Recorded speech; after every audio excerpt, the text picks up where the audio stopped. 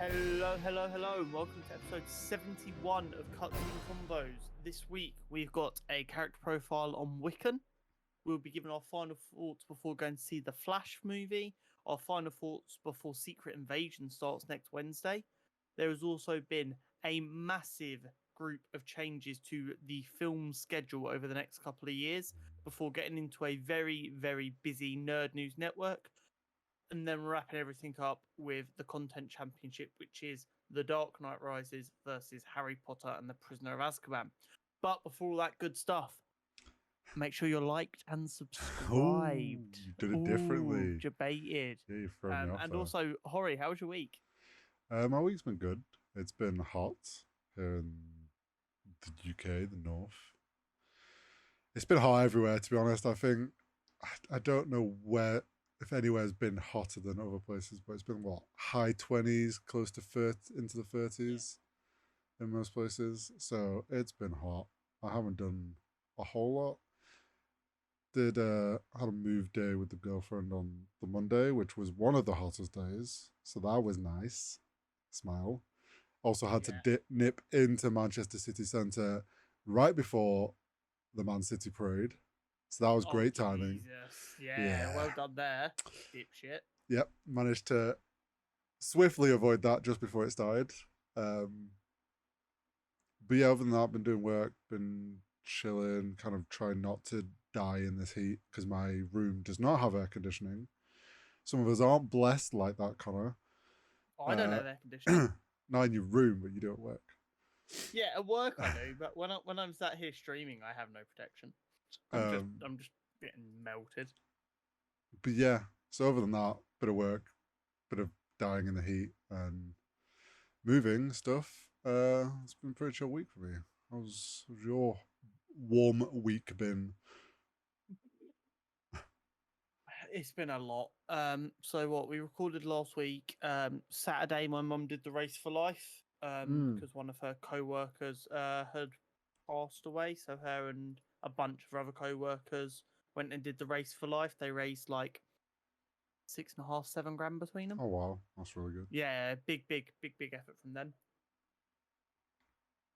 Then Sunday, I hid inside at all costs, trying to avoid anything that resembled sunlight.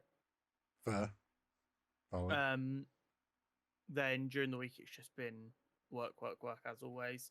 I'm working on some stuff for my YouTube channel, so it's been kind of putting stuff in place, making sure that's all good to go. Also hit gold 2 in Valorant now because I'm nuts. Nice. And then what we've got Flash tomorrow.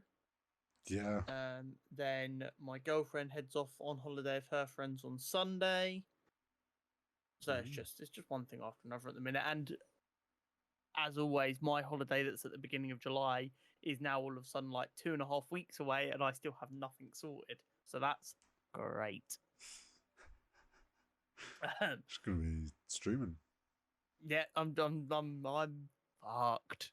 So yeah, but we're living, we're vibing. Let's get into it. So yes, let's. Last week we started off our Pride Month character profiles. We did. So we are continuing that with Wiccan. So William or Billy Kaplan Altman, aka Wiccan, first appeared in Young Avengers #1, February 2005. Okay. So fairly young. Yeah, during Vision and Scarlet Witch's marriage, she used her reality powers to create for herself 2 children from lost souls, who she named Thomas and William. Okay. Mephisto would later try to reclaim these souls. However, they had become so changed and warped. They'd become changed and warped so dramatically by Wanda that they destroyed the demon and the souls escaped. Oh. William's soul was then reborn in Billy Kaplan, the oldest of 3 brothers born to Jeff and Rebecca Kaplan. Right. Billy was heavily bullied in school due to his sexuality. This led to him being a huge outcast. one day while sitting outside Avengers Mansion and crying, he met Scarlet Witch, Mm, who was his favorite Avenger. She told coincidence. him to take care of himself, which inspired him to stand up to his bully. Unfortunately, during this altercation with his bully is when his powers manifested, which at first were just electrokinesis powers, Ooh. which almost killed his bully. Yeah, saw that coming. He was then recruited to the Young Avengers by Iron Lad in the same way that Hulkling was. Oh, okay. He briefly operated under the guise of Asgardian in honor of Thor and his Oh, electric powers. cool. However, after a little while, he, in an emergency, had to use his more magical-based powers to help his team. At which point, he was convinced by Kate Bishop and others to change his name, and he went by the name as Wiccan. Interesting. He's also the long-term love interest and husband of Hulkling, or Teddy Altman, as we heard last week. Yep. So I'm a little bit confused about this, and I'm not an expert on their relationship. Under Teddy's character profile, it seemed to insinuate that they met as part of the team. Okay. But in Wiccan's, it seemed to insinuate they went to school together, and they became close friends after Teddy comforted him after he almost killed his bully. Mm. So I'm not quite sure where they first met there. Okay. And what their relationship was, and if they went into the Young Avengers already as a couple, Right. or if they already knew each other and then became a couple during the Young Avengers, Mhm. or what. But they are together. They're probably one of the most solid relationships in Marvel these days. They're married, they're together. I mean, to just piss off some of the Spider-Man fans out there, I mean, Spider-Man's not even with MJ at the minute. Fucking Paul. People who know.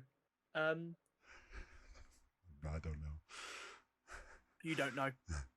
Just don't search Paul and Spider-Man on Twitter. You're just gonna see many very angry people. Oh, okay. Noted.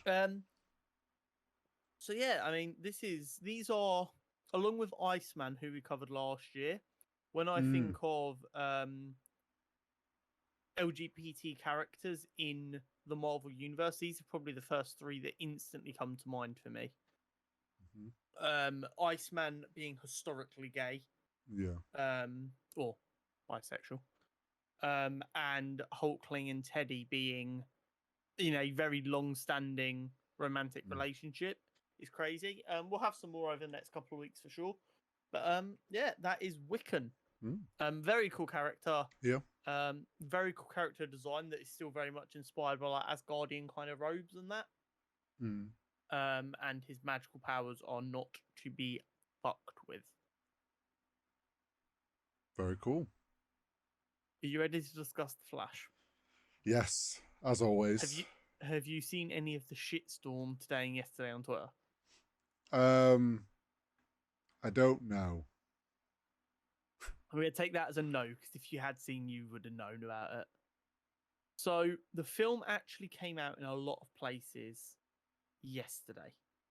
Oh, is that why there's Rotten Tomato stuff already? Yes. Okay. I think you can see it someplace in the UK. Right. So I'm going to still try and keep... I've had a couple of very minor spoilers, but nothing that I wouldn't have kind of guessed or expected. Have avoided everything. But the main takeaways I've seen so far are a lot of people are trying to review bomb it on Rotten Tomatoes. There's a surprise. But it's still got 95%. Because I didn't know if this has always been a thing on Rotten Tomatoes, but you can have like a verified fan account as like you're like trusted. Okay. As in you've had account for a while, you've rated lots of films, they trust you as like a reviewer. Right, okay. So that one is at 95%. But the one that includes non-verified trusted accounts is down at like 73% the last I saw. I think it's down to 69 now. Okay. So like that's a big a big difference. which is interesting. So here's the thing: I get why people aren't happy. I just don't think review bombing actually is going to do anything. You Well, can no. absolutely go, I enjoyed the film, but Ezra Miller's got to go. Ezra Miller needs to be punished for their crimes, etc. Well, yeah, that's... I don't think that's an outrageous thing to say. No, I don't think it is. What I will say is there seems to be a lot of complaints about the CGI. Yes. More than She-Hulk level of complaints about the CGI from what I've seen. So the only things I've really seen on it was the Rotten Tomatoes thing, not realizing that was just review bombing, but also saw mixed reviews in the sense of like complaints about the visual effects and CGI, which I'm like, well, it's kind of just everyone's. We'll see sort of attitude because look at, like you say, She-Hulk, Ant-Man, every superhero film's been getting shit CGI, shit visual effects. So it's like, is it actually, or is it just that mid-level where it's like, it's okay? Yeah. So based on the more detailed complaints I've seen, which do veer into spoiler territory, so I won't say too much, Mm-hmm. I think it might be genuine complaints. Okay. Based on what I've seen now, of course, there could still be people exaggerating slightly. Yeah. There is always that danger, but just like the way the complaints are written, it seems like it could be more legitimate. But the reason I think they're more legitimate as well is like some people are like, how can this film look this good in places and this shit in other places? Well, so I think there's a lack of consistency with the CGI as well, which will make the worst stuff look even worse.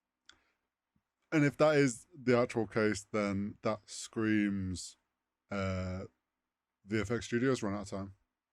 Yeah, which is crazy bearing in mind this film has been in the works for literally 15 years in one form or another. Yeah. I wonder if maybe it's gone through so many cuts that when they actually got to a final cut and they had to do the final like polish pass, there just wasn't enough time. Yeah. Or Like maybe there was, as we know, there was a couple of different directors at different times. Maybe the last director wanted to add a scene which was going to be a lot of CGI that they just didn't have as much time to work on. Yeah, so maybe the stuff that looks really good was stuff that was in like the first draft of the script that they've been working on for 5 years. And the stuff that doesn't look as good as stuff they've only had a year or two to work on. Yeah, I mean, it's going to be this issue again where they're not respecting these VFX studios' time properly, and probably been putting them on crunch too much. And because of that, like we saw with Marvel's issue of Black Panther got all the focus from the design studios instead of Ant-Man. In this one, it might have been, these scenes, for whatever reason, got focused first, and then it's meant the other ones, or like smaller studios got given some scenes and they haven't produced it quick enough. Who knows? Yeah. It's not good luck, though. My hot take is let us just get animated films for like a while. Make it so like live action films are like special. Just give me Spider-Verse style films for the rest of my life. I'm actually over live action.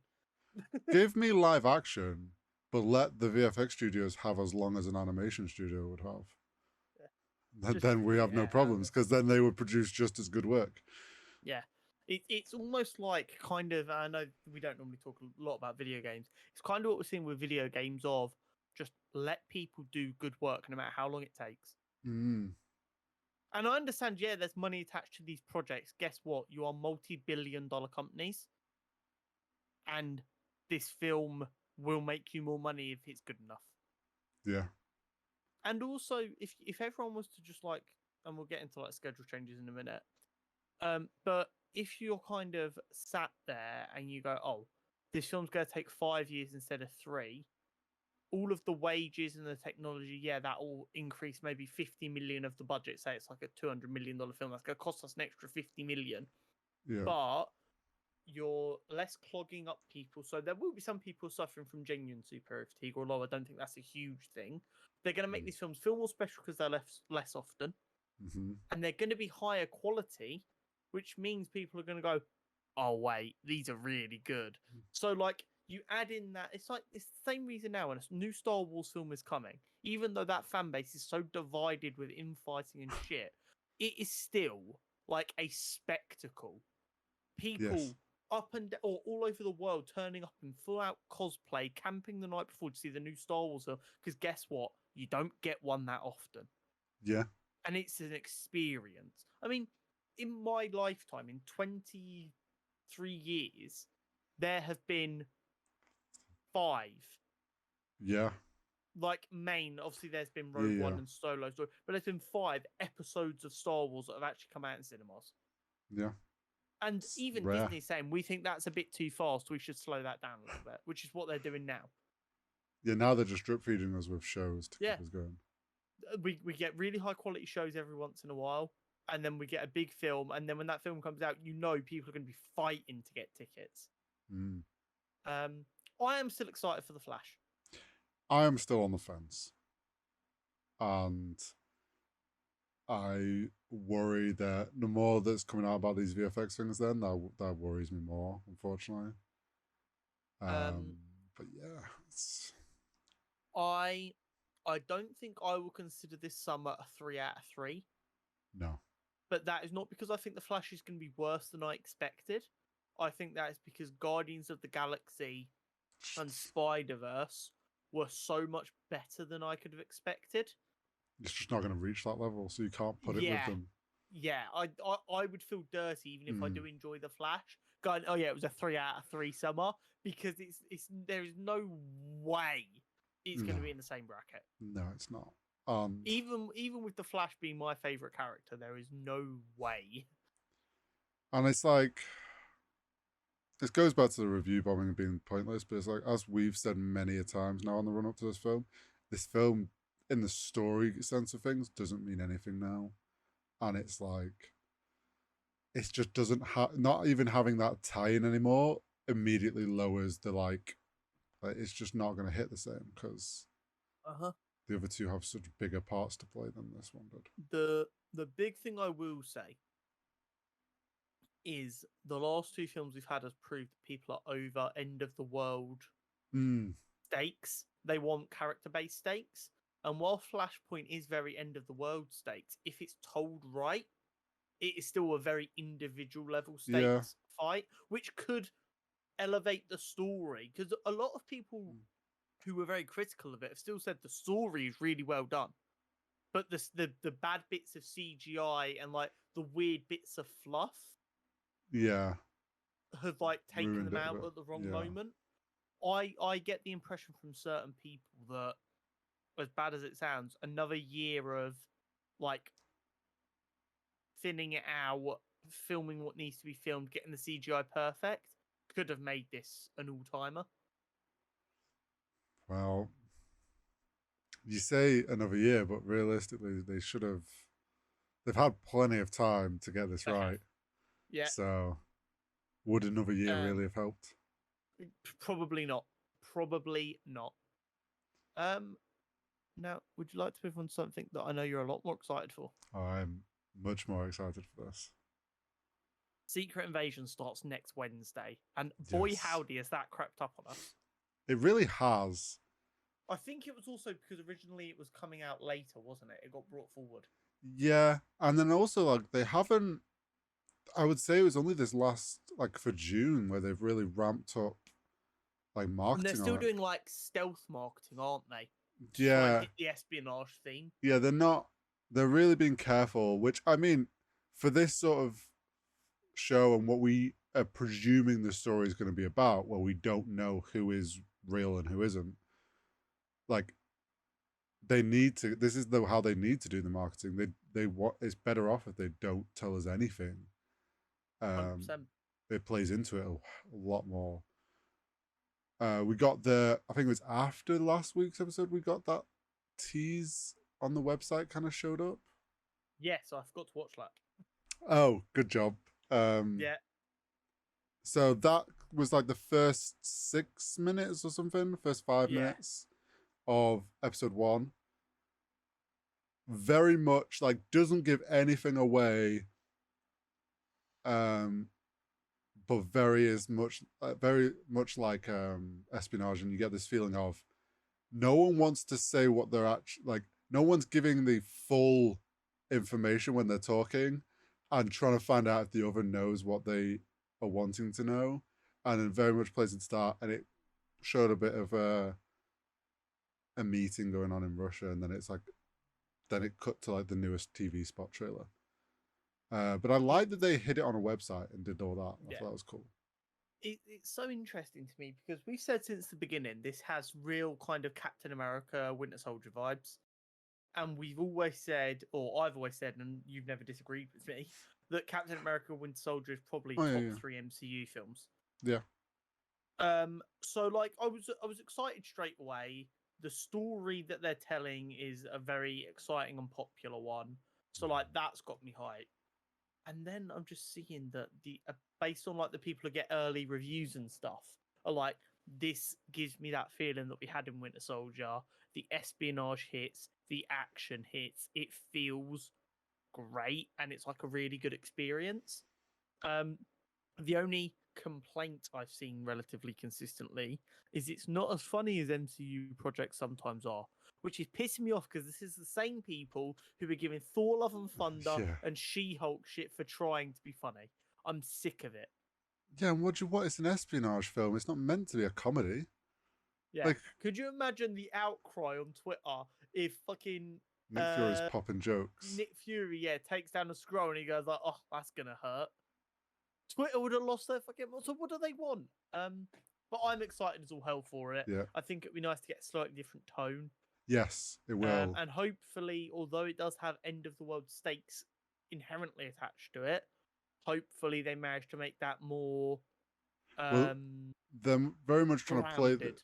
yeah, and they're very much trying to play this into this is Nick Fury's issue to deal with, and they're like trying to make it a problem that he has to manage, not necessarily a call the Avengers sort of moment. So Exactly. hopefully that help again, like you say, helps play into it not feeling like an end of the world stakes and more of a internal shield stakes sort of issue. Yeah. Um, I would like to see some cool like cameos from a scroll though, like a scroll pretending to be like Iron Man to like get in his head. I see. This is the thing. It's like I actually kind of want them to maybe at some point. Like we've been talking about the fact that like anybody could have changed at any point. Like what if they turn around and there's like all these like crazy moments? Don't even need to necessarily do that. Just have one of the scrolls just showing off its shape shifting. It just turns into Tony Stark, and it's just like that. Then plants the idea of like, how, wait, they really could be have been these people at any points. Now we really don't know who to Yeah. trust. And I mean, that was what a lot of the comics relied on. The comics, as far as I know, were used to like retcon a couple of things. So I was like, oh, you thought this was that person, but it was actually a scroll, Scroll, yeah, which like adds to this whole thing. So there's like they have, and don't get me wrong, it doesn't need to be anything major. You could literally just use it for a scroll to like try and intimidate someone. It's like I could have been anyone you've ever spoken to, but then it does, like you said, it gets in the viewer's head. yeah, because then they're not going It's to like, trust oh, anybody. yeah, especially for like your heroes who don't have powers. You can Yeah. really, really start to fuck with people. Do you know what? I'm going to make a wild, like, theory here of what we might see. For ages, everyone's talked about Tony Stark's going to come back. Like, Robert Downey Jr. is going to play Tony Stark again at some point. Like, oh, he's meant to be in this film, or he's going to show up in this film. What if he does reprise his role for literally like 1 minute of screen time for a scroll to just happen to turn into Tony Stark, and then that's it. Yeah, And it's it'd be just fucking for a awesome. split second, it's just him. And then he's like, right, there we go. I picked it back up again for you all. I'm done. Yeah, it I would be absolute chaos. I think that would be really cool, and to keep that quiet would have been very good. But yeah, I'm very excited, very interested to see, and a little apprehensive on pacing and the issues we've seen from MCU shows. And let's hope. Especially with a show like this, it's very Mm, easy for them to backload the pacing and fuck up. yeah, let's just hope that they have got it right this time. Because it'd be a shame if that becomes the issue for this show. I've just done a quick Google. Oh, It doesn't look like we're getting a double drop of episodes, even though they've announced the runtime for the first 2 episodes. okay. Just It for the is one. just one episode next Wednesday and then one the Wednesday after. Okay. Well, Um, that's fine. I imagine maybe fine they by just me. got asked and they were like they're the only 2 episodes they knew Yeah. already the set runtime. So they But yeah, it's going to be good. Like I Mhm. said, it's always nice when we get a bit of a tone shift in an MCU project. I Yes. mean, it's been a while since we've had an MCU show now, isn't it? Is this the first MCU show of the year? I think when did we get because She-Hulk was the last one, right? I honestly don't know. Because it was MCU Miss shows. Marvel then She-Hulk. Or was it She-Hulk then Miss Marvel? This is the problem with having when we had that such a busy period, it all blended. Marvel Studios. The last one was She-Hulk, and that Okay. finished in October last year. So this is our first MCU show in 8 months. Yeah, 8-9 months. Okay, so that's plenty of time for them to figure it out. Yeah. Let's hope they have. And then after this, we've got Loki in October, Echo in November. Yeah, we've got nothing for 8 months, and then we're gonna get 3 in the space of 3 months. Yeah, and I mean, not long after, or not far away now, we've got D23 coming up again, haven't we? Where we could get even more announcements, especially after the reschedules, which I guess we can get into now. Yes. Yeah, I mean, So, loads changed. yeah. So last week we said that Captain America had been given a new title. Yep, we did. And then this week, just basically everything Marvel for the foreseeable has been given a new release date, which when they announced all these films so closely together, we said this would happen. We did say that, some of these are going to shift around. Like, there's no way. Yeah. And we saw a bit of a shift when Blade got delayed, because that meant everything got delayed. Hmm. But now they've done a full-on jiggle of everything, and it's actually changed the order that some of these were going to come out in as well, I'm pretty sure. I'm pretty sure this has come about from Blade and Thunderbolts announced their delay. They're the ones that need the delay, and it's caused a ripple effect on all these other films. Blade still has not shot a minute of footage. It's fine. It's got time. When you bear in mind that film was supposed to come out in less than a year from today. Well, yeah, that's why it's got delayed. No, sorry, I've got that wrong. It's supposed to come out September next year. Sorry, the dates we've got are in American format, which is I fucking just did the dumb same. and it's Don't messing worry. me up. So yeah, let's get into it.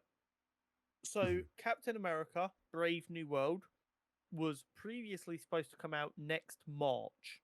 Yep. And it's now not coming out until next July. So that's Wait, no, you mean May. You've done it again with dates. Oh my god, I have. Next May, and now it's not coming out till next July. Yes. So a 2-month delay. Which is not a huge one for them. Which isn't. But I think the big thing is when we get down to Deadpool. Yes. And some other projects, I think it means some of these films now are coming out in a different order. Because initially when we speculated when the Blade got delayed and everything else just got delayed, that, they must really want these films to come out in a specific order. Now that order's changing slightly. It is. So Captain America was originally coming out May the 3rd, 2024. It's now coming out July 26th, 2024. Yep. Thunderbolts, originally supposed to come out July 26th, 2024. He's now coming out December 20th, 2024, which is a fucking weird time to put a film out.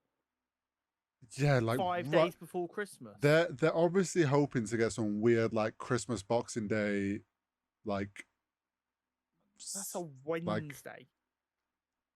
That date's changing again. I'm sorry, but that date's not sticking. They should move that forward a week to the 13th the or push it the back to the new the year. marketing on that is going to change, and they're going to shift that date.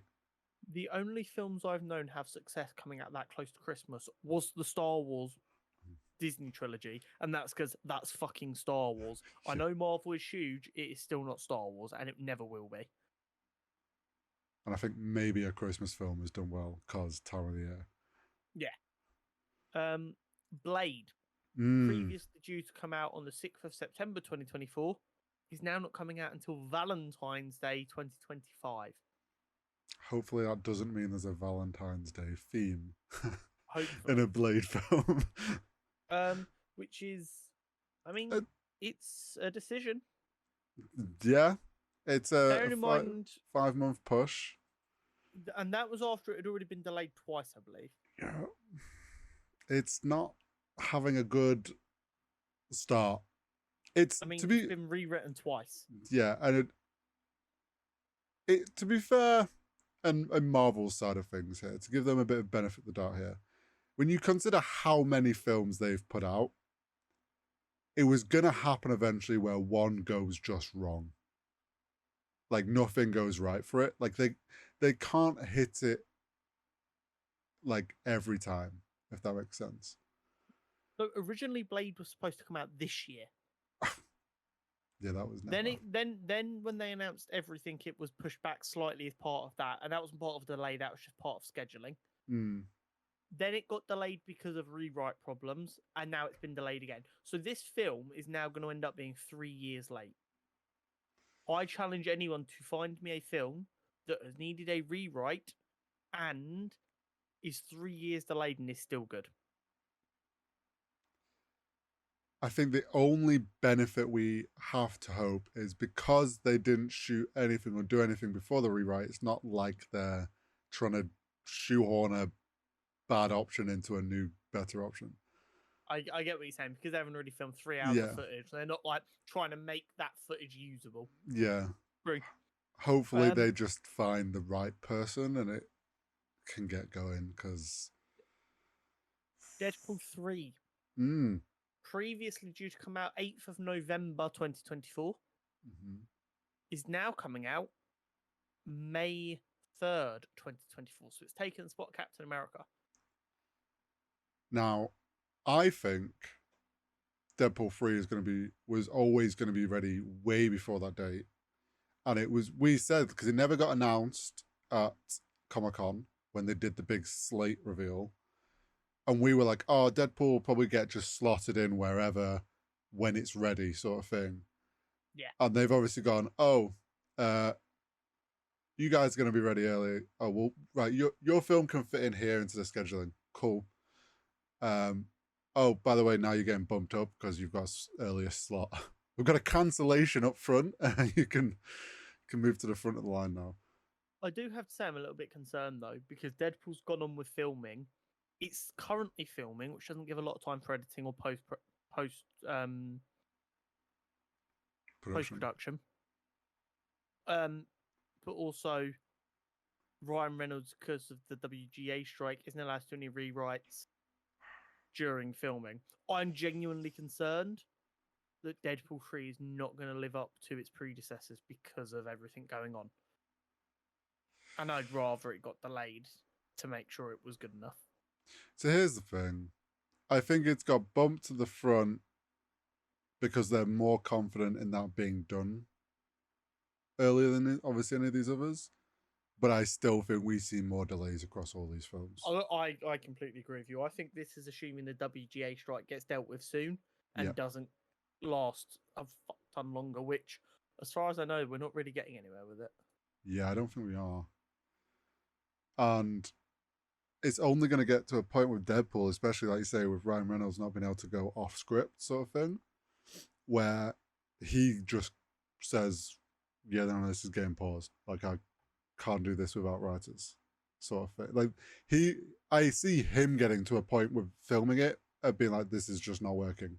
Like, sorry, I'm not doing this till we get writers back in. Yeah, there's still a lot up in the air. Fantastic Four, which was originally due to come out on Valentine's Day 2025, which is where Blade is now coming out. Yep. It's now coming out May 2nd, 2025.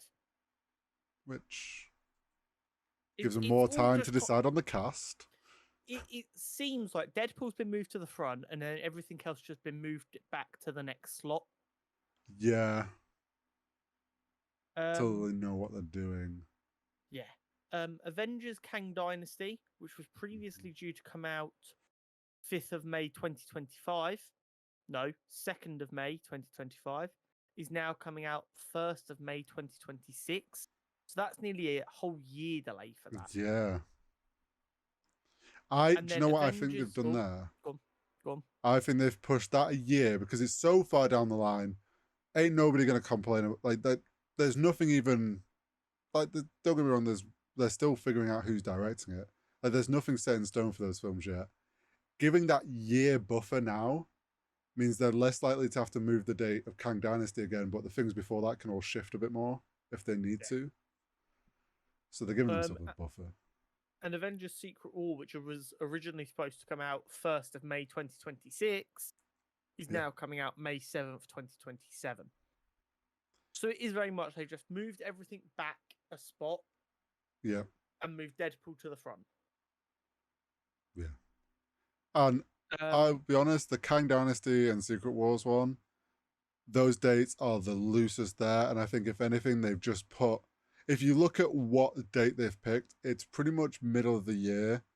And I think that's more them just going, yeah, we want Kang Dynasty in 2026 and we want Secret War in 2027. So we'll just put like the middle of the year sort of date. Yeah. And it can go forward and backwards depending on what films are come out around it. Yeah. But I completely agree. I think we're going to see many, many more delays. Bearing in mind, I don't even think Hollywood, because I don't know who the WGA directly bargains with, haven't agreed to come to the table to meet their demands yet. So we've not even, as far as I know, we've not even got to like the negotiation process. It's still just active strikes until you pay attention. Because like I know for a fact that some of the picket lines cause delays for some Marvel shoots. Oh yeah.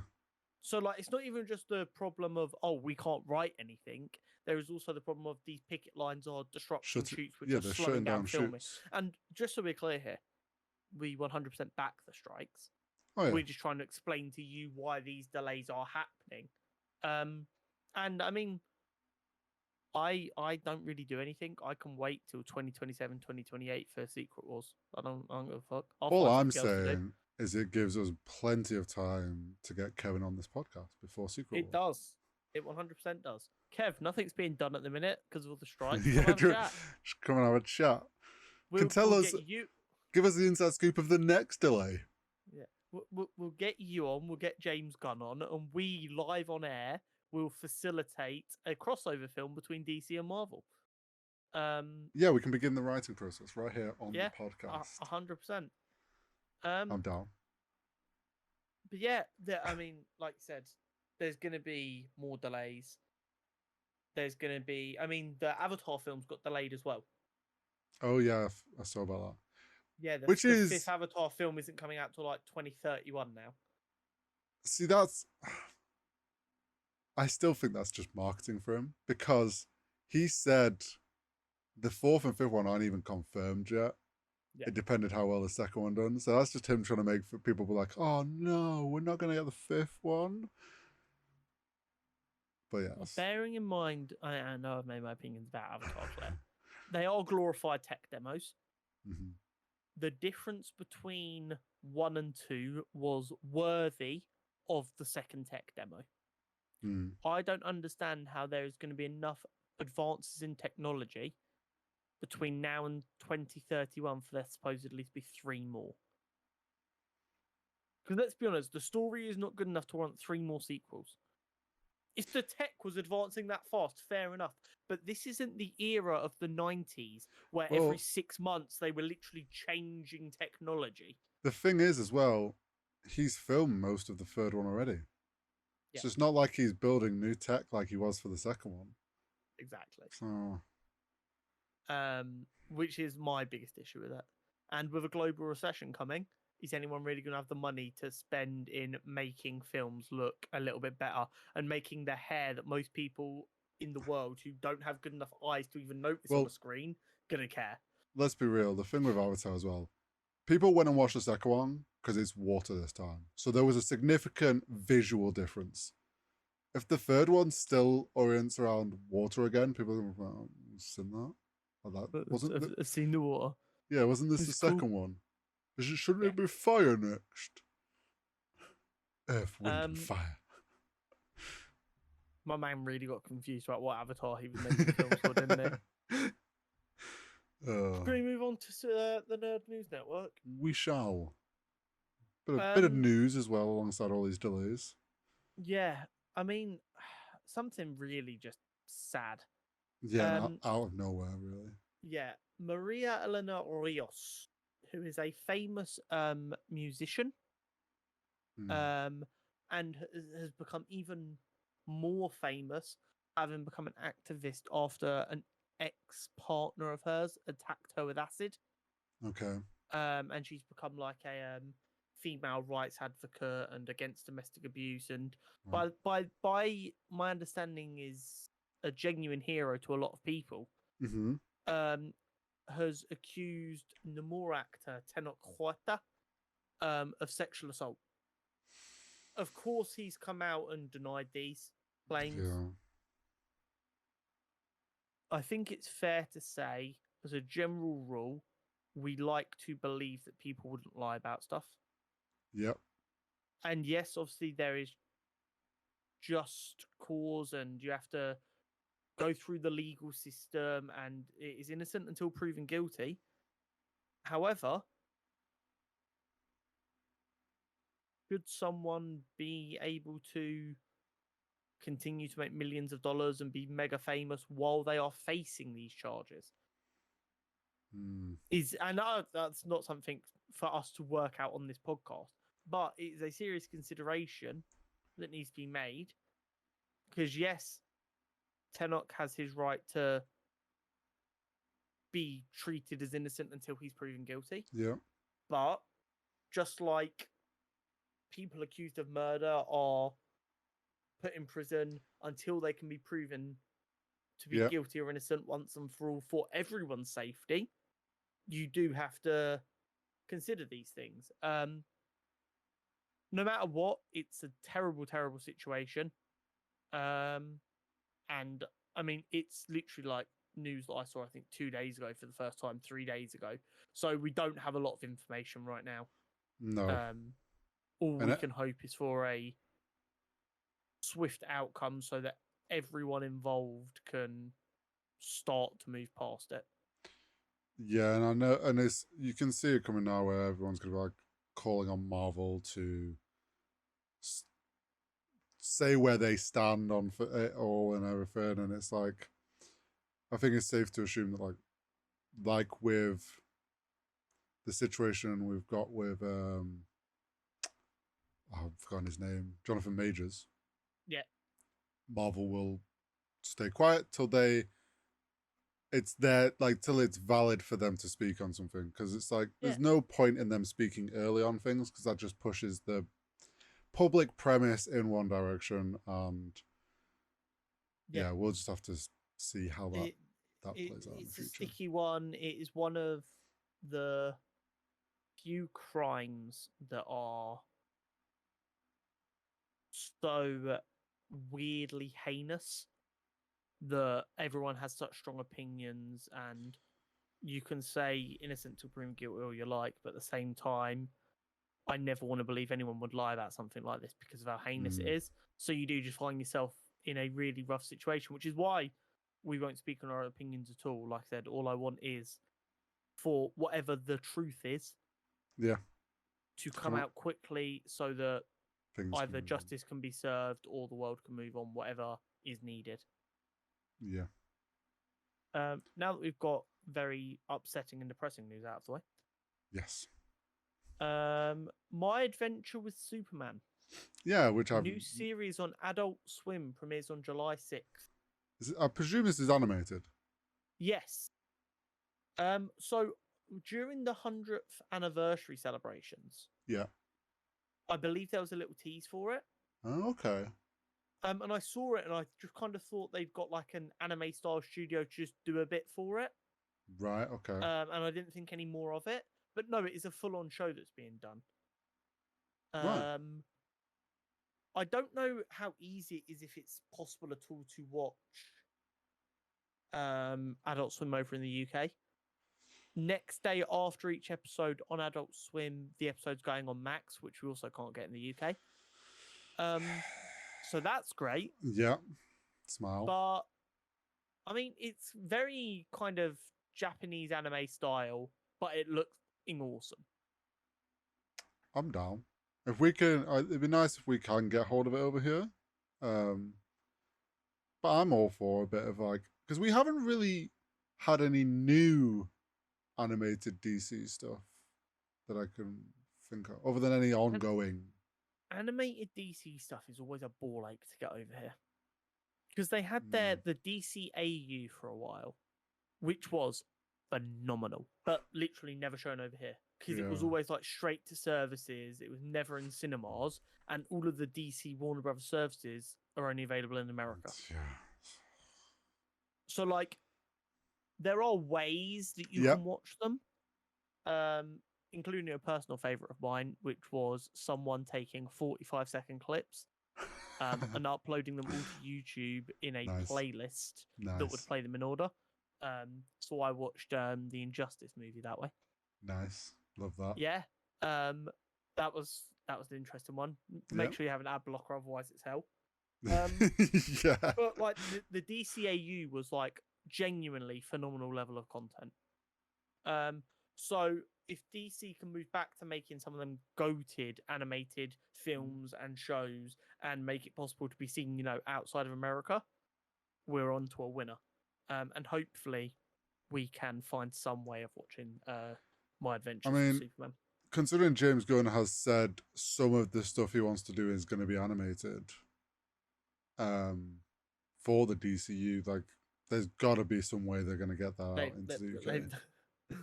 For the love of God, they've got to figure it out. It's crazy because I'd love. I know we're a tiny podcast. I'd love to get James Gunn on here to just talk creatively with him, but I would not be able to bite my tongue and going, "What the fuck are we doing about making this content available worldwide, James?"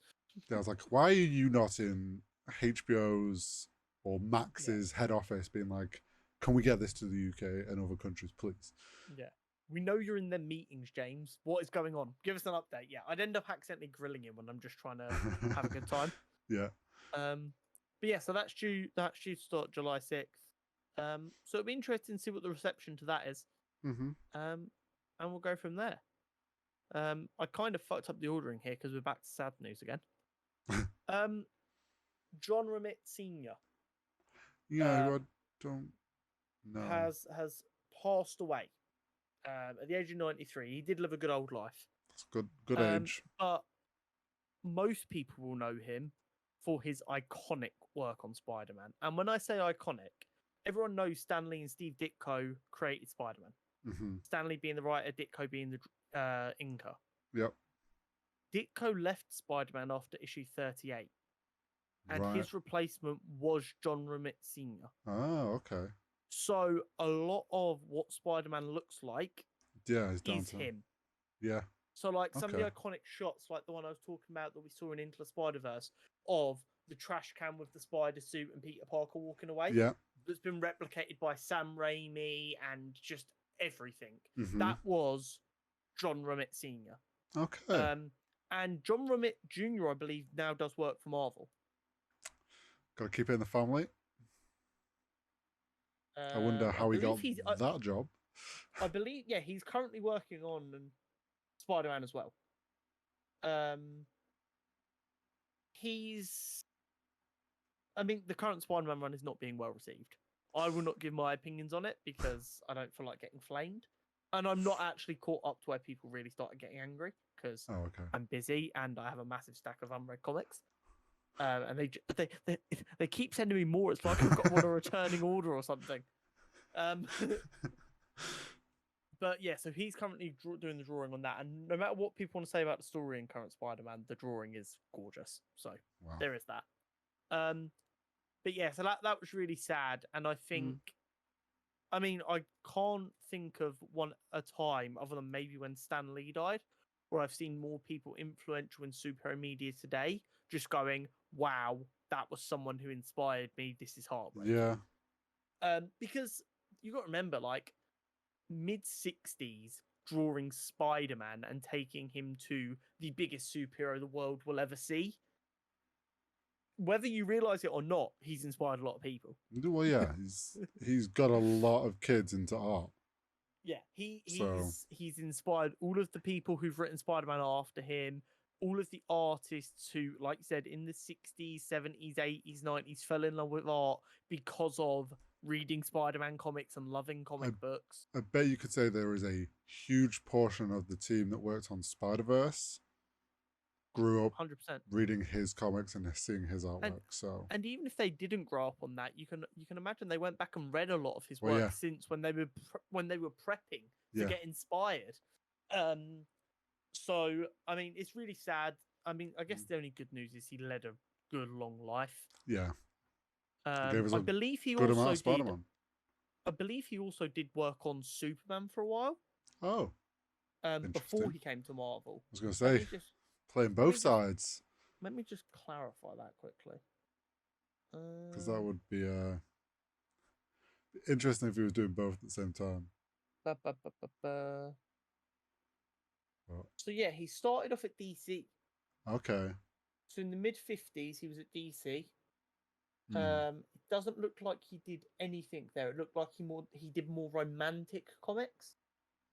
Interesting. Then he joined Marvel. His first work was inking for Jack Kirby's and Don Hecker in the Avengers. Okay. He then did some work on Daredevil and the Punisher.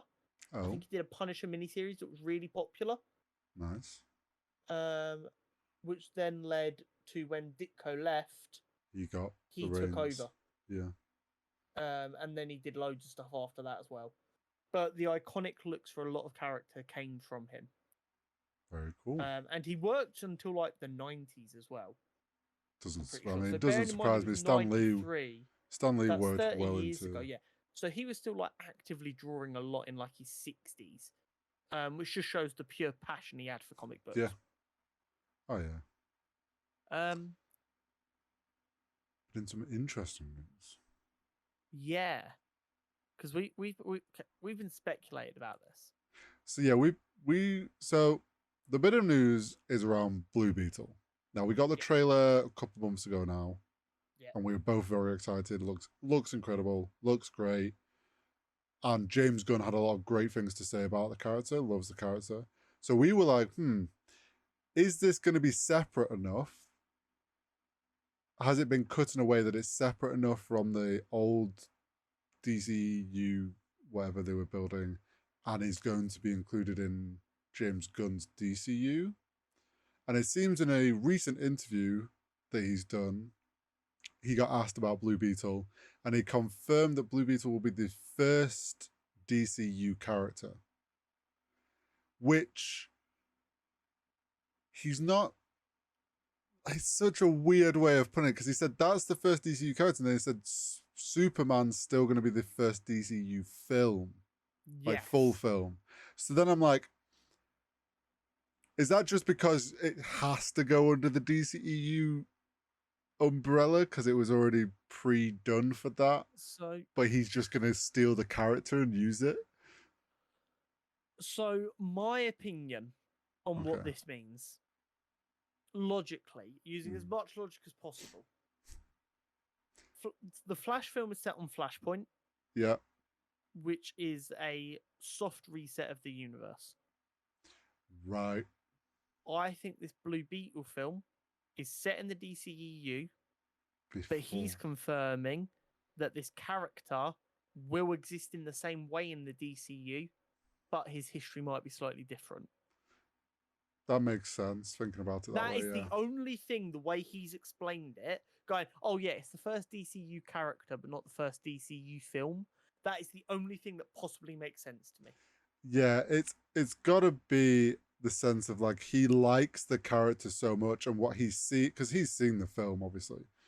Um, he obviously liked and he's talked about it loads and raved about how good it's going to be.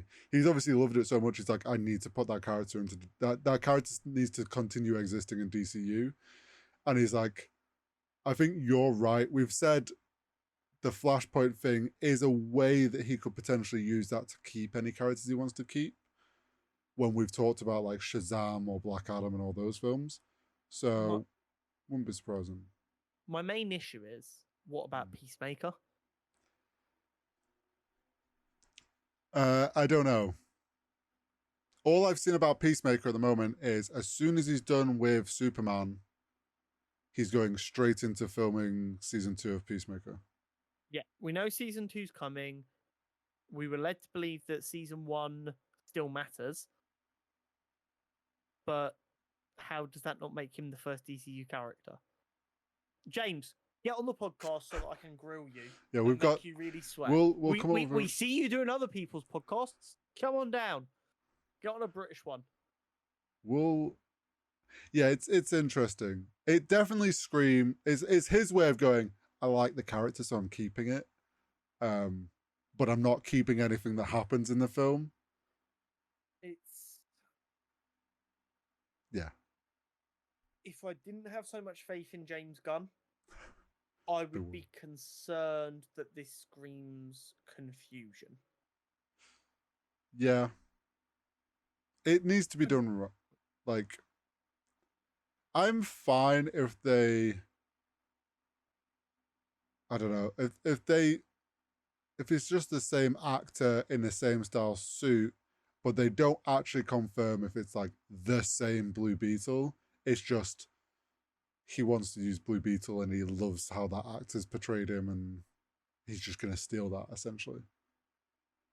Which is going to be a little confusing to some fans that they'll then presume Blue Beetle's part of DCU, but depending how the storyline goes in Blue Beetle, it might not really matter if people think that. So exactly. We will have to see. We'll have to wait and see. Talking about press. And actors. Harrison Ford is very Harrison Ford when asked about Red Hulk. So Harrison Ford is Harrison Ford about everything. Yeah. Apart from Indiana Jones. In his old age, he's letting the mask slip and he's showing he does actually care about the character of Indiana Jones quite a lot. Yeah. Which has upset Star Wars fans because they're like, oh, we thought he was like this about everything. It turns out he does like some of his characters. But basically, in an interview, Harrison Ford was asked if in Captain America we're going to get to see him as Red Hulk. To which he responded, "What's a Red Hulk?" Yeah. Now, that doesn't mean anything. It doesn't mean he is. It doesn't mean he isn't. He could have genuinely been Red Hulk and not realized he was Red Hulk. He could have been Red Hulk and he could just be fucking with us by pretending he doesn't know what Red Hulk is. He might not have been Red Hulk and know what Red Hulk is and is just fucking with us. And he might not have been Red Hulk and he might not know what Red Hulk is. Who knows? It's Harrison Ford. There's no point ever. Like, I get it. The press have to ask these questions, but it's like, what's the point? Everyone knows he's not going to give you an answer. The only time he shows any like you say, Indiana Jones, and then with Short Stack, who's now, I forget the actor's name. Short Round, sorry. I forget the actor's name, who's now doing these bigger films. Keeps showing up, like he showed up on the red carpet the other day and snuck up on Harrison Ford, and he just suddenly turns into like smiley and completely different demeanor. And it's like, tell Harrison Ford just hates the press. Yeah, he just doesn't like care for it. He cares for the other people that he works with. Yeah. But who knows? More from Harrison Ford interviews that I don't want to get into too much because it'll send me on a spiral. So he was doing press for Indiana Jones when he was asked this question. And he was asked about essentially punching Nazis in the face. And he was like, and he was like, yes, Indiana Jones absolutely will punch Nazis in the face. That's kind of what he did for the first 3-4 films. Yeah. It was fighting Nazis. To which right-wing America have lost their ever-loving shit, and it is genuinely concerning how happily right-wing America is to be associated with Nazis. Like, they're not even like trying to hide their association No, with they're not Nazis anymore. They're just like, what do you mean one of my favorite characters would punch me in the face? It's like, no, he said he punched Nazis in the face. And they're like, no, I heard him. It's like, what do you mean? What happened to hiding using subtle tattoos to mean certain things? Like, now Like, it's just full blown. Nazis have always been terrible. I don't think that's a hot take. In fact, No, that might be no. the coldest take I've ever produced. The fact that you've got people so willingly outing themselves as Nazi in the sense of, oh my god, my favorite fictional character would punch me in the face is fucking wild. America, man. It's just America for I you. would love to go back to when calling someone a Nazi was a legitimate insult and not someone going, yeah, so what if I am? Do you know what's bad? You telling me this, I'm just like, yeah, that's America. Like, I'm not even surprised that this is happening. And that country is so backwards nowadays. So, in something that I thought would be a fucking freezing cold take, if you are openly a Nazi, I will punch you in the face. We both will. Like, just so absolutely abundantly fucking clear. Yeah, that's wild. Anyway, sort of in speaking of Harrison Ford's world and Star Wars, alongside kind of all the delays from Marvel coming out, Star Wars just snuck some dates out there. Kind of just through. They didn't say, oh, these films are getting these dates. They're just like, oh, you're gonna get a Star Wars film. It's something like the mid 2026 and late 2026 and one in 2027. You're gonna get a film and you're gonna be happy about it. Yeah, they were like, oh, so you know how we don't give you films like once every 5 years? You're going to get 2 in 1 year and then 1 the year after. Now, I would presume, and I think this is pretty safe assumption, that this is the 3 films that got announced at Star Wars Celebration. The Mandoverse, the Rey one, and then the origin of Jedi. So are these definitely 3 different films, or could it be these are just the dates for them 3 films? Well, it just said, all they said is there are Star Wars films coming out on these dates. They have said not what films.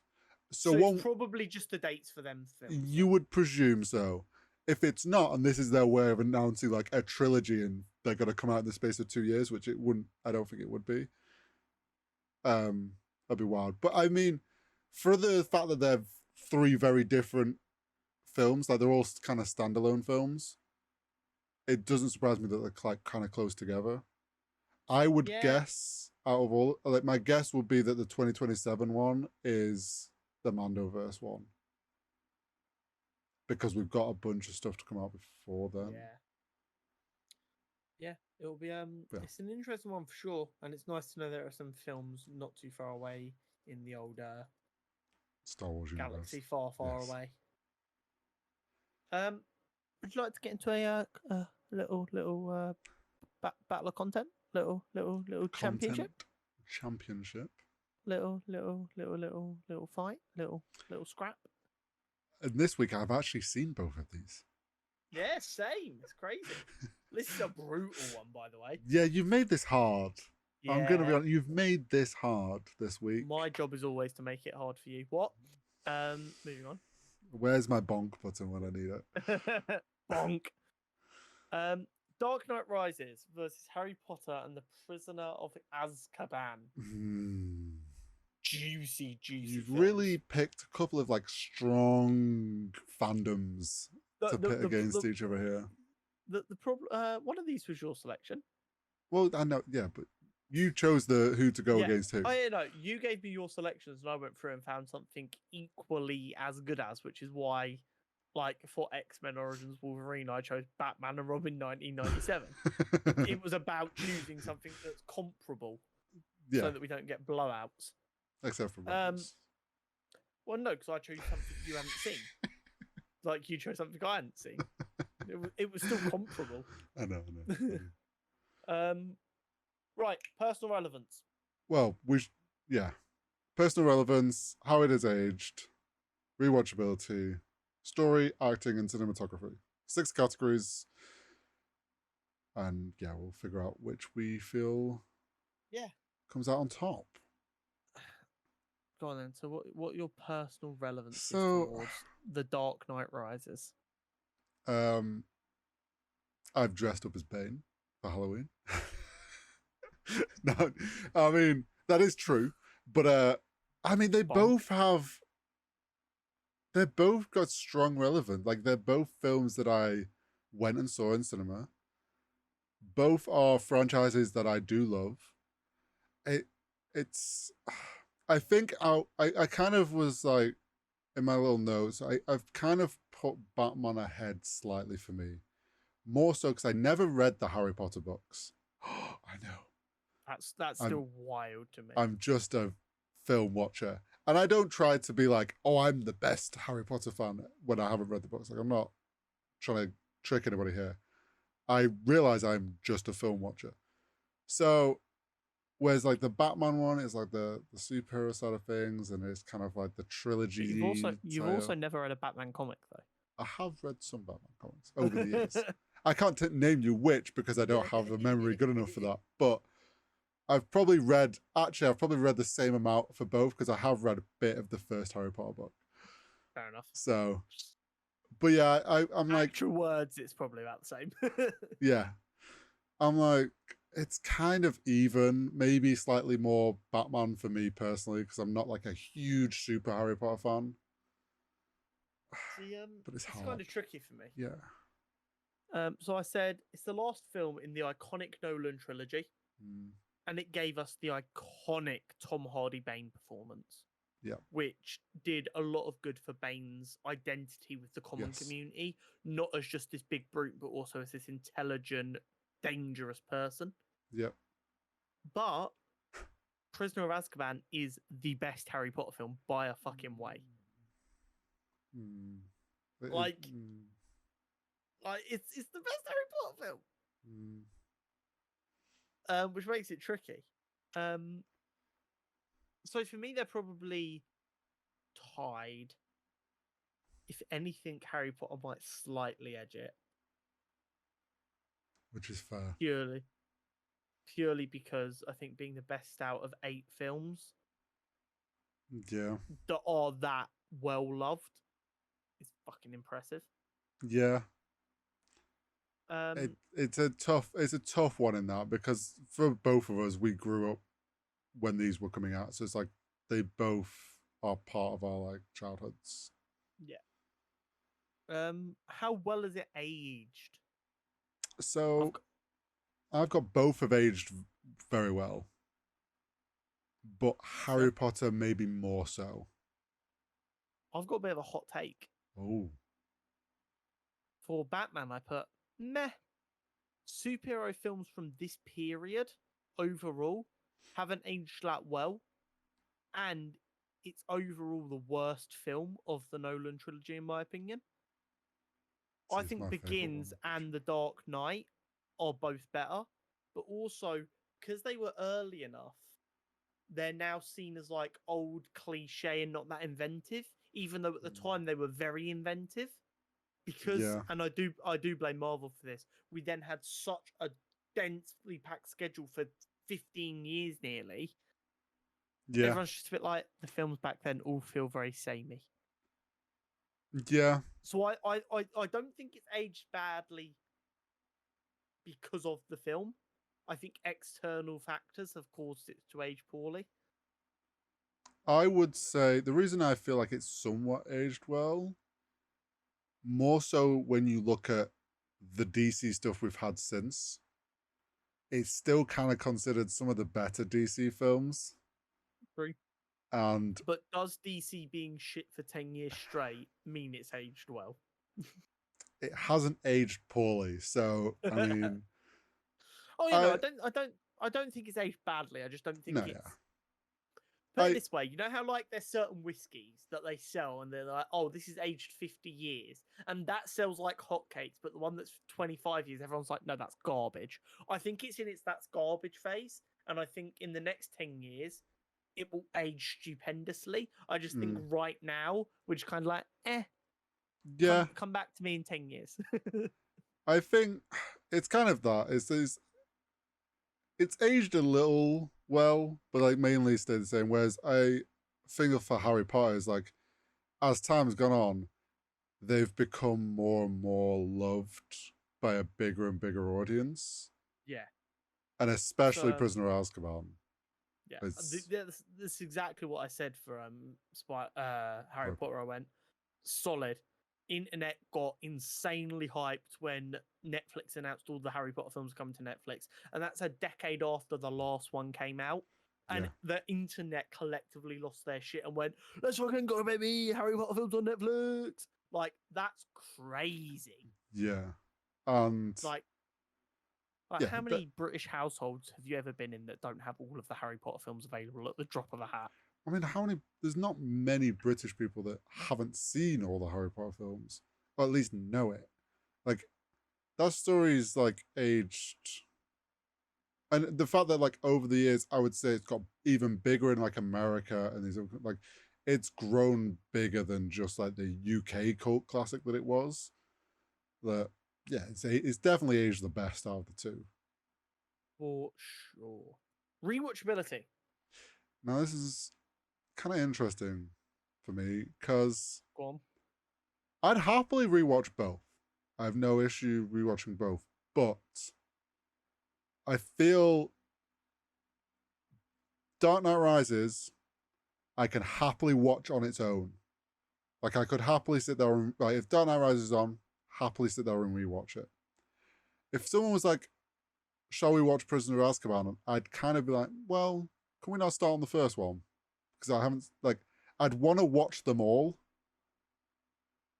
if that makes sense. I'd like This is I feel like this I'd is have. really funny because I'm the complete opposite to you. I will Oh, happily sit down and watch any Harry Potter film. I will only watch the Batman if I'm binging all three. see, that's wild. Because to me, it's like, and maybe this is because I haven't really rewatched many of the Harry Potter films. Like a lot of them, I've only ever seen once, and So it's like I just because I need that refresher. I'm like, well, no, I'd have to sit and watch them all. let's just be completely clear here because I do have a huge personal bias. I Mhm. live spitting distance from the studio tour Yep, and where it was filmed. My girlfriend works at the tour. yep. I've gone round the tour 8 or 9 times. Too many times. And when she was doing her apprenticeship there, I helped her study to understand it. So like I do have a huge personal bias here. I know the films really well. If I didn't hate people, I absolutely could work on the tour as an interactor. So I can jump in at any point in that series and I'm good Mm. to go. I know what's going on. Yeah. I know what's to come. I know what's already happened. But the Batman films are so good as a trilogy. Mm. No, I get that. And inherently I don't rewatch a lot of stuff. Mm. I'm only gonna watch The Dark Knight Rises if I'm watching all three. I, The Dark Knight I'll watch by itself, yeah, but if I'm watching Batman Begins or the Dark Knight Rises, I'm watching all three. I get you. Um, whereas Harry Potter, I'll watch any of them, but also I think overall Harry Potter has more rewatchability because I know Yeah. lots of people who at least once a year binge or 8 films over a weekend. At least Oh, once a year. yeah. I know way more people that have rewatched Harry Potter multiple times than they've rewatched Batman. I think Harry Potter, and maybe this is like a big bias because we've grown up in Britain and it's like, other than Yeah. maybe James Bond, it is the biggest British Yeah. franchise of all time. So maybe that does skew our view slightly. I feel like Harry Potter's got to be one of the most rewatched series on planet Earth. Yeah, I would I say. can't think of anything else that's 8 films and that many hours that Well, gets rewatched as the much. the only other thing I can think that gets rewatched is like certain TV shows that people binge through, like Friends and stuff Yeah. like that. But like Uh, film wise, I can't. Like the only other time I hear about people doing like marathons through stuff is Star Wars. but even then, Because that's so big now, it's not as easily done. no, I can't. Harry Potter at 8 films really was the perfect length because you can do that easily in a weekend. Yeah, it is actually like the perfect. Yeah. I think runtime of all of them included is like 24 hours, which over a 48-hour weekend is perfect because it's just two 12-hour days of you chilling on a sofa, eating crap, and doing nothing. So, for the first three categories, just recap. So, personal relevance, you slightly learned Harry Potter, Yeah, but I'd be happy to give it as a tie. and I'm Batman. So we'll call it a tie. How well it's aged, we both agreed Harry Potter aged better. Yeah. And then rewatchability, we're the complete opposite of each other, so that's a tie. But personal rewatchability, we're the complete opposite. But we agree overall, more people rewatch Harry Potter. Yeah, but this is about us. I don't care about other people. Okay, so we're saying it's probably 1-0 Harry Potter at the minute. Yeah. But on the one where Harry Potter did win, it smoked Batman. Oh, yeah. And I feel like it's about to win again. Story. The Christopher Nolan Batman films are phenomenal. They are now, bearing in mind they are like a decade old, and the amount of comic book movies we've had since, it is still a top 3 comic book movie trilogy. Yes. Which is fucking impressive, and it deserves its plaudits. Hats off to Christopher Nolan, Christian Bale, everyone involved. Well done. The Dark Knight Rises is the weakest film of the 3. It's the one I enjoyed the least, but I think even story-wise, it is the weakest of the 3. So I would probably put it close second after the second one for me. But it's like, no, I agree with you. It's one of the top 3 trilogies. The other 2 in that top 3, one has only just finished, which is Guardians, and I'm pretty sure I'm going to get this right, that the other one hasn't even finished its trilogy yet. Yes. Yeah. In Spider-Verse. So yeah. It's so, I mean, technically it's second right now, yeah, but I am so confident that Beyond will not miss that I'm already giving it the crown. Yes. So it's up there, don't get us wrong. But for me, Dark Knight Rises, I think, does a great job of wrapping up the whole of that Batman trilogy. And the story in that sense, it wraps up that character well and gives him an ending that I think everyone's happy with for the most part. But then it's Harry Potter. It's Harry Potter. It's 8 films. It's a huge story. It's kind of hard to be a better story. Like, it's from books that are award winning. Yeah. Like, I put it this way: this story is still beloved despite J.K. Rowling doing everything possible to alienate the younger audiences, and they still can't help but fall in love with it. The story is so good that people can take it from the writer. Yes. So I don't think in good faith I can give it to Batman. No. Even I just have Harry Potter takes it. No. I think Harry Potter just takes it. And it's like, in Prisoner of Azkaban, I think, like, you've said it's the best in your opinion. And I think it's one of the better books that people as well have enjoyed. Yeah, maybe. it's right up there. Goblet of Fire as a book is the best book, worst film, which will never not infuriate me. But Prisoner of Azkaban for a lot of people is like a top 3 book as well. So, like, the story that speaks for itself. Acting. It's really, really rough. This is really, really rough out here. Because Harry Potter's stacked with some incredible actors and actresses. But every time I think about Harry Potter and I look at the cast again, I'm like, Jesus Christ. Bearing in mind the first one was never supposed to be a blockbuster. No. Like, again, going back to my knowledge, and anyone who's ever been to the studio tour, one of the first things that you get told while doing the tour is the publisher, not the publisher, the person who took the book and made it into a film was hoping it would be a decent-sized British film. Mm-hmm. They never thought it would even make it really internationally. Yeah, they thought it was just like a British loved story. Yeah. They were like, this could do quite well in Britain from a British book that is doing quite well. Yep. The cast they got for this is all-time great cast. And I'm not even talking about the 3 main characters in Ron, Hermione, and Harry. Like, top to bottom, phenomenal casting from day dot. Not even like after like the second or third when like other actors be like, oh, this is going places, I can hop in on this. From day dot, they were on point with the casting, and as a result, the acting was great. Maggie Smith, Yeah. the You goat, can't. Alan Rickman. Yeah, you can't go. Like, there's so many top tier actors and actresses in that film from, like you say, from day one, because the book was so well loved by a lot of their kids or grandkids, so they knew about it and they're like, "Oh yeah, I'm on board." Yeah, But it is but tough because Batman is also perfect casting. this is what I was about to say. Batman, we, I think we're both similarly agreeing that Christian Bale is one of the best, if not the best, Batman He's definitely right castings. up there. Yeah. We have Tom Hardy as Bane, which was an incredible cast.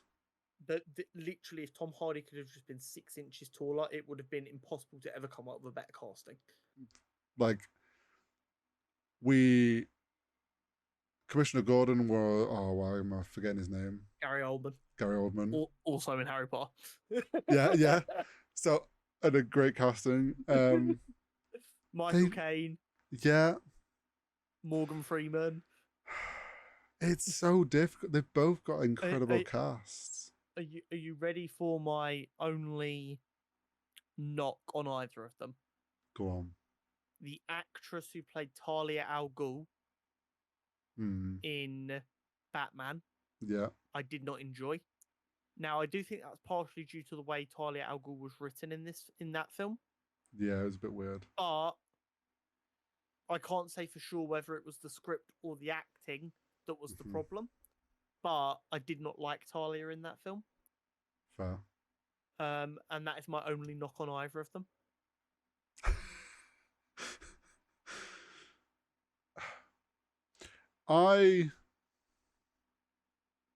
It's so I difficult. would also say, because we're talking about the individual films and not just the series overall, Yeah.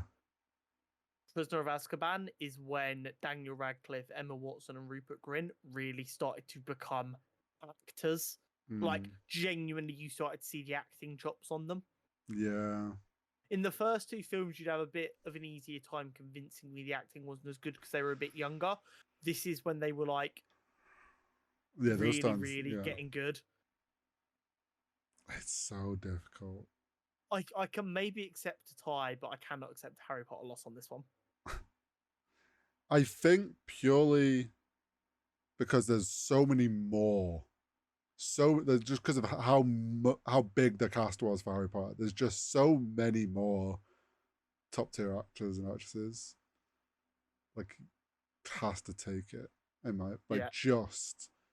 And this isn't us saying Batman's bad. It's just no. This is an absolute like clash of titans. Yeah. Whereas like a couple of weeks ago we had the shit off. This week we've got like LeBron versus Michael Jordan. Yeah, it's so tough. But yeah, I'd be willing to give Harry Potter just the tip here. Just the tip. Second bonk of the episode.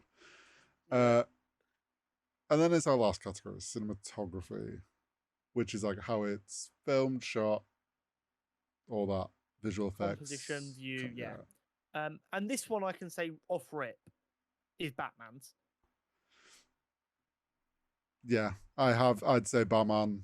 It is even. Don't get me wrong. Like, a lot of, you can't knock the amount of love and put into the Harry Potter sets and all the production that went into those films. And obviously, this film had the Dementors and Lupin as the werewolf, which was some, for the time and the size and the budget, some pretty intensive CGI to be done. Yeah, it was. Which they did a very good job of. But even when they weren't using CGI in the Batman, which Christopher Nolan doesn't use a lot of anyway, he's a very practical guy. Christopher Nolan just does it, man. He just does it. He is known as the action film man for a reason, and it's like, he is that fucking guy. The Dark Knight Rises was like the peak, one of the peak points, I think, of his like style and like the visual appearance of what an action film was. Yeah. And it's like, and it set up what a superhero film was going to look like going forward. And it's like, you can't knock some of those shot, like some of the way those shot with Bane and stuff, like, so well put together. Put as a it whole this way, film. I've always been very clear that I'm a big believer in just loud pops of color in films because I have a very simple baby brain and I like colors and shapes. Christopher Nolan isn't massive on color. He likes to keep it very Mm. not flat, like I know what you mean. quite pastel-y and not as poppy. Even he absolutely has me enamored in his films because he's not. Bearing in mind that I know my personal preference is the bright, loud colors, the fact that he Well, still grips me and I'm like, yeah, this is you, good, you know why? shows how impressively well done He it just is. gets his pops of colors from all the explosions. That's He's that's not wrong. that's all his pops of color. It's all the explosions going on. Um, But yes, I think we're both in agreement that Batman can take that. I Yeah. think the later Harry Potter films obviously I improved as time went on. Yeah. And they and were I think very this was the good. beginning of that turn in Harry Potter because they had to worry about Dementors and stuff, Yeah. which like is a lot of more than in the previous films they'd had to really, really worry about. And there was less stuff they could hide in dark corners, like they could with the spiders and the centaurs and stuff in the first two films. Yeah. But it just isn't quite the same level. A Yeah. film, what is it? A British film in what year was Prisoner of Azkaban? 2005, maybe? 2004 Okay, yeah. versus a Hollywood blockbuster in 2012, Yeah, it's just done by one of the greatest directors of our generation. Mm. There's only one winner. Yeah. In that regard. But I do think overall, Harry Potter has taken this. Harry Potter 'Cause has won. we had a tie. We had Harry Which Potter, is we had a crazy, tie. bearing in mind how much of a slut we are for cinematographies on Harry this Potter, yeah, so channel. it's 3-1 to Harry Potter. And then the other two are ties. So yeah, Harry Potter I think does take this with Prisoner of Azkaban. I've just seen who Harry Potter has in the next round, and you're gonna hate me. Oh no. I'm not telling you, but well, you're gonna hate me. I'm gonna guess it's Star Wars. Potentially, yeah. Yeah. I just hope whatever Andor goes against. Well, I mean, that is what's up next week. Would you like to know what we've got coming next week, Horizontal? It's Andor, isn't it? Andor versus WandaVision. Oh, Oh. I thought you were putting them against even playing fields. Whoa. Let's not let the Twitter negativity and recency bias make this seem like an easy discussion. But although it will Andor be. is like the GOAT, but still. Come on, even you can't say that with a straight Sorry, is face. this your first time on YouTube? You've got to build a bit of tension. God damn it. But that is it from us this week. Yes. Next week we've got, what do we got? We've got loads next week. Flash. We're gonna have the Flash review. That's gonna be depressing. We'll also There's no way that it's not. We're gonna also have we'll the have first episode of Secret episode Invasion. of Secret Invasion. Oh, we're getting back into a real deep dive season. We'll you have never more know. character Profiles. We might have more dates changed. There could be crap. Who tons of knows? stuff going on. Yeah. As I said earlier in the episode, make sure you're liked up. Make sure you subscribed up. Comment down below something. Just say hi if you got this far. We'll hit you back with a hi, and it'll be all nice and wholesome and stuff. And we'll see you next week. Yeah, we'll see you next week.